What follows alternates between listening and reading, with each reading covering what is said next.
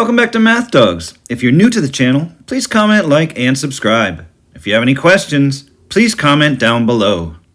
Problem number 4 is a directional problem. It says while at the dog park, Cypress ran 48 feet east, then turned and ran 20 feet north to reach the water station. If she would have run straight there from where she started, how far would she have run? So let's draw a diagram.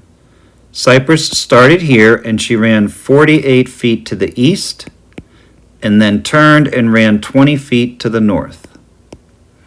If she would have just run straight from where she started to the water station, how far would she have run?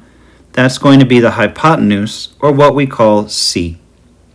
And so the Pythagorean theorem says a squared plus b squared equals c squared. And now we'll substitute.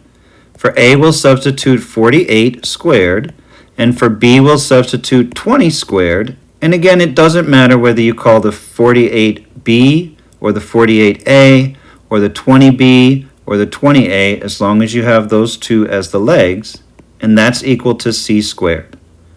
48 squared is 48 times 48, which is 2,304, plus 20 times 20 is 400, and that's equal to c squared.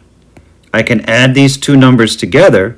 2304 plus 400 is 2,704, and that's equal to c squared.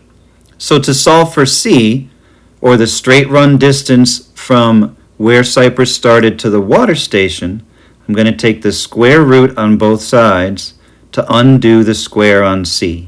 So the square root of c squared would be c, and the square root of 2,704 is 52.